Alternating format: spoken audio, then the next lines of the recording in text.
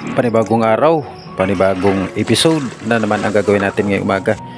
Luluto ulit tayo ng sinigang kung saan naluto na natin to nung nakaraan pero lutuin natin ulit. At nung naluto ay sa ilog natin dadalihin, kakainin. Ito isa kasi ito sa mga paborito ng ating mga anak.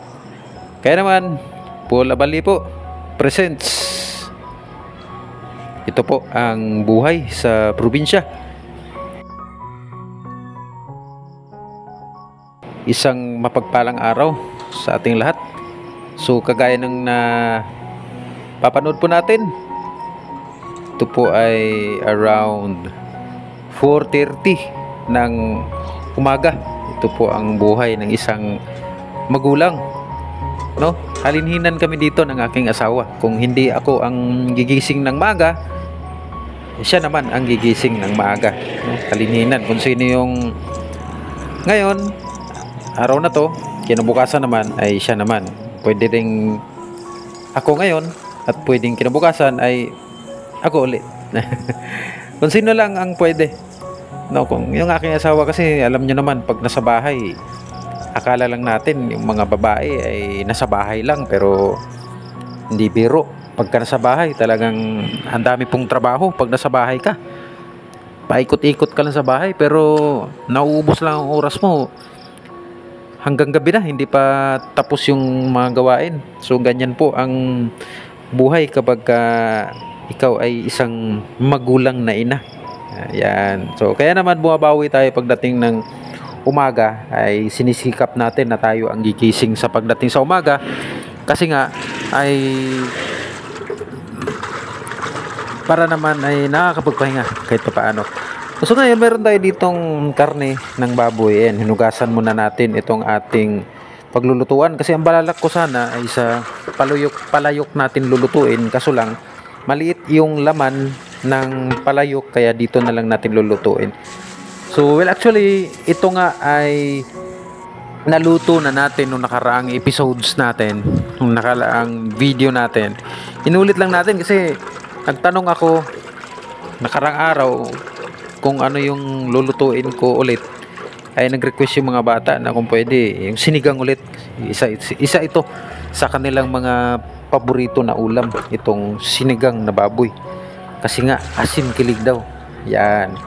So ang ginawa natin dyan, nilinisan natin yan, hinugasan natin ng ilang beses, at matapos natin hinugasan yan ay meron na tayong uling doon na pinabaga para nakaprepare na, para pagka natapos nating hugasan is ilalagay na lang natin itong ating hinugasan na karne. Kasi nga naman uling yung ating paglulutuan, unlike pagkagasol ay isang pitik lang may apoy na agad. Pero since wala tayong gasol, uling yung ating pinaglulutuan, kaya naman kailangan nating i-prepare muna para pagkatapos linisan ng karne ay pwede na nating isalang. Kaya isinalang na natin yan since yung ating uling ay may baga na at pwede ng pagsalangan, pwede ng paglutuan. Kaya ayan, kailangan lang nating talaga dito is mapabaga. Merong minsan napapabili kami ng uling na hindi ganun katuyo, kaya minsan matagal na kakaluto kasi nga yung uling na nabili namin ay minsan ay basa, ay wala naman tayong magawa doon kasi hindi rin naman ginusto nung nagbebenta yan. Ay ginagawa na lang ng paraan para lang makaluto, kasi pagka puro lang tayong reklamo at walang mangyayari, gawan na lang natin ng paraan kung ano yung meron tayo.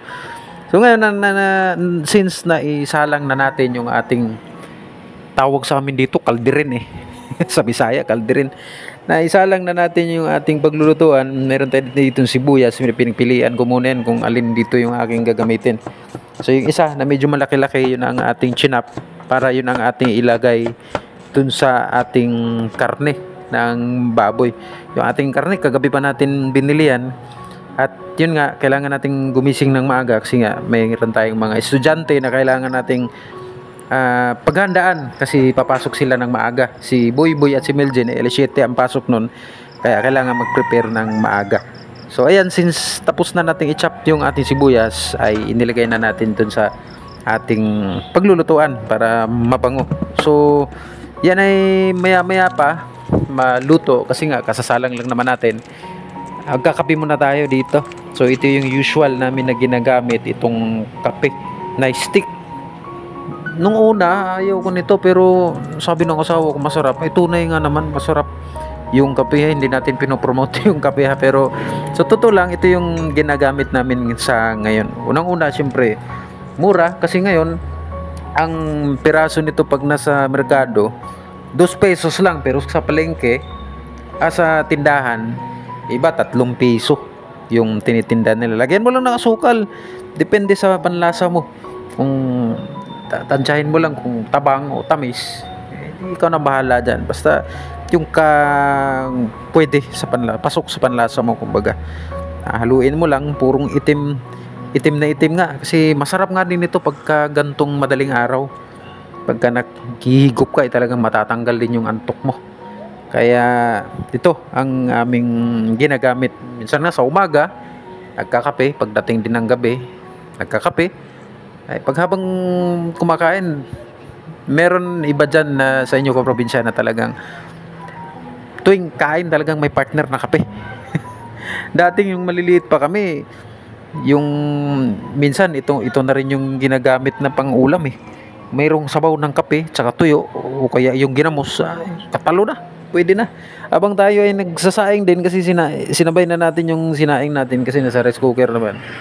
Yung niluluto natin na rice cooker na kanin is maabot ng 40 minutes yan. Kaya abang nakasalang yan, ito may tinapay tayo dito pang partner sa ating kape. Ay meron din tayong peanut butter, ay talagang swak na swak, partner na partner yan, talagang pinagsama yan. So tayo mag-almusal po muna.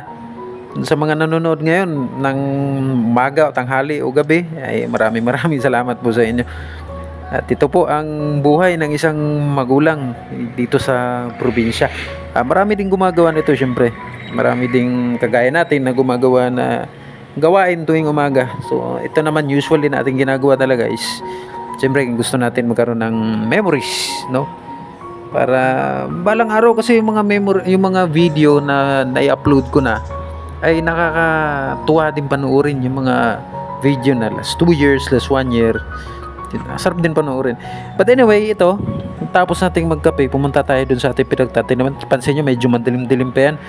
Pumunta tayo dun sa pinagtataniman natin ng pechay at saka sitaw.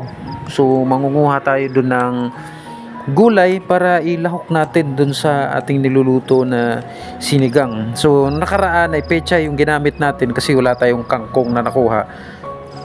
Last na luto natin ito is yung nakarambagyo na Christine.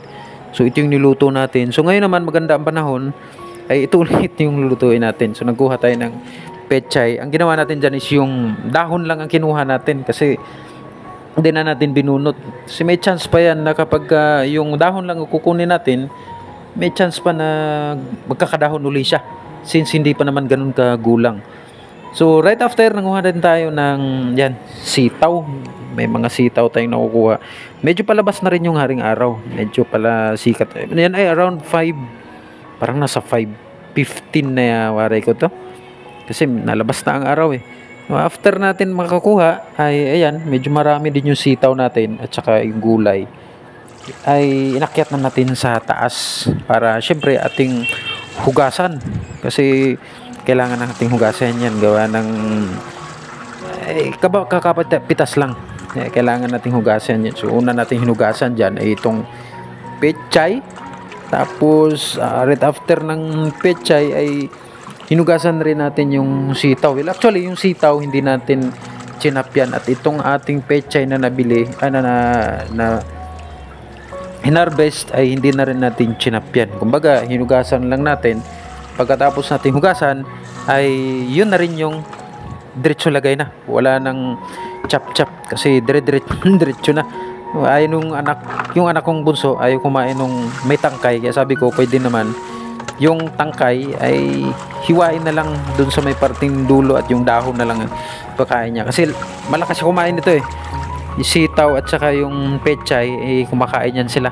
Okra nga pala, may okra tayo niyan na nakita, kaso lang hindi na natin nakuha. Nakaakyat na ako sa taas bababa pa ako, eh hindi na.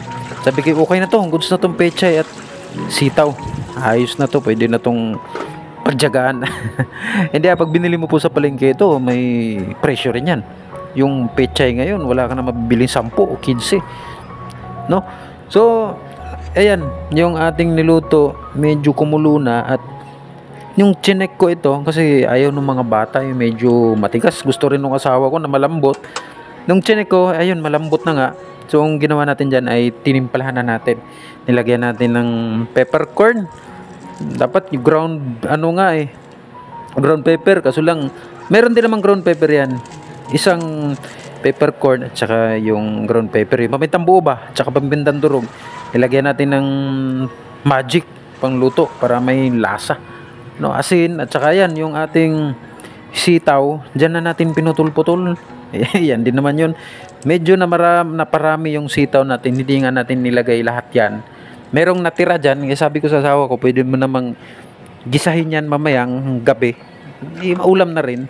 Kaya yung tira ay tinabi lang natin para mamayang gabi. So ayan, naparami yung ating sitaw. Kaya okay din naman, mas marami nga, maigi, maraming gulay. Ayan, nilagyan natin ng sinigang mix para pampaasim.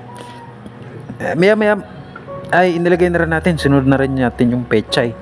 Yung pechay naman, mabilis lang din maluto yan, kaya madali lang din tayo makakain yan. So around 5:40 na. So matapos yan ay ginising na rin natin yung dalawa nating anak, at kailangan na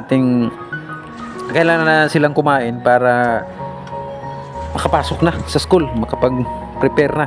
So yung sinandok kong yan ay yan yung kinain nila, at pagkatapos na nilang mag-prepare, kumain, maligo, ay hinatid na natin, at wala naman tayong dalang camera na pakita natin na sila ay hinatid. So pagbalik natin ay ayan, kakain muna tayo ng umaga. So doon natin kinain sa ilog yan, at napakasarap kumain sa ilog, napaka-peaceful kapag sa ilog kumain, no? So that's it. So sa ngayon, ayan na lang muna, at hopefully po by next episode natin ay antabayan na, natabangin nyo po ang ating mga episode na ipinapalabas na buhay sa probinsya. Maraming salamat po. God bless and cheers.